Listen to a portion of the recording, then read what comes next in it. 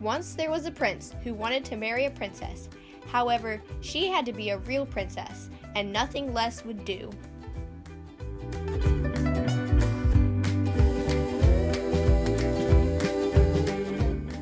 Princesses of all kinds traveled from neighboring kingdoms to meet the prince. But for one reason or another, the prince did not believe that the young women were truly princesses, and he sent them all away. The queen, who was the prince's mother, offered to help. Let me talk to the princesses. I can find out they're real. No, Mother. I must find out for myself. Finally, no more princesses came to the palace, so the prince decided to go on a journey. If I must, I'll search over the whole world for a princess.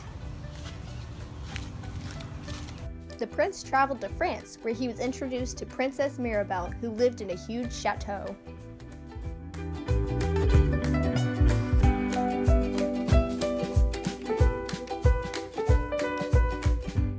During lunch, Princess Mirabelle ate a whole bowl of melon. The prince was shocked. He was sure that a real princess would never eat a whole bowl of melon so fast, and so he bade Mirabelle adieu. In Arabia, he met the great Pasha's daughter, Princess Morgiana. During archery practice, she shot just as well as he did, and he thought surely a princess should not be able to shoot a bow and arrow so well, so he moved on. Finally, the prince arrived in India. There he met the daughter of a great Raja. As they spoke together, Princess Indira reached for an orange from the fruit bowl. The prince sighed. The princess had not asked a servant to peel the orange for her before she ate it. Surely she was not a real princess, so he said farewell.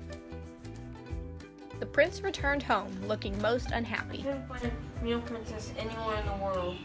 The queen just shook her head and wondered if the day would ever come when her son would ask for her help.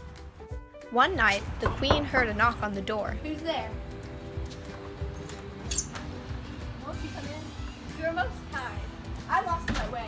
My name is Princess Candace Alicia Royale. The prince thought Princess Candace was charming. How can I be sure she's a real princess? I have a plan. You poor tired thing. Won't you stay the night? When Candace Alicia agreed, the queen went to prepare a bed for her. The queen put a single pea under the mattress and then ordered the servants to pile on 10 mattresses and 10 quilts. Your bed is ready, my dear. I do hope you'll be comfortable.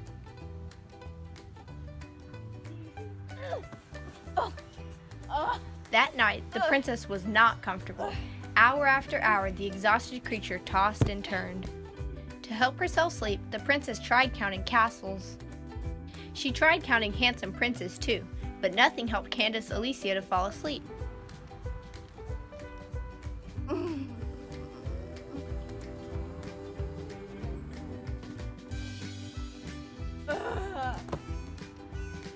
The next morning, the queen invited the princess to breakfast.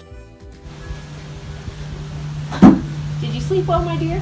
I hardly slept at all. I slept on something so hard I'm black and blue all over. The queen looked surprised, but she could not have been more delighted. The queen told the prince what had happened. Yes. Candace Alicia is a real gem. Anyone delicate enough to feel a pea under 10 mattresses and 10 quilts is a real princess. The prince was relieved. He smiled warmly at Candace Alicia.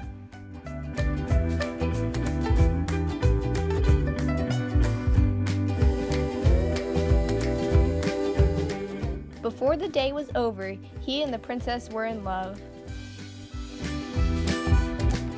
Before a month had passed, the young couple was married.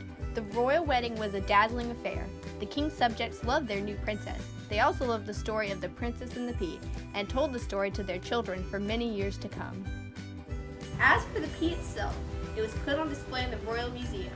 You may see it there still if someone hasn't taken it, and that, of course, is a true story. Just kidding.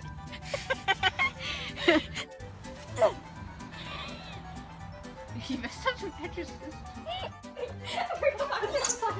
I forgot my line. Go back out in the storm.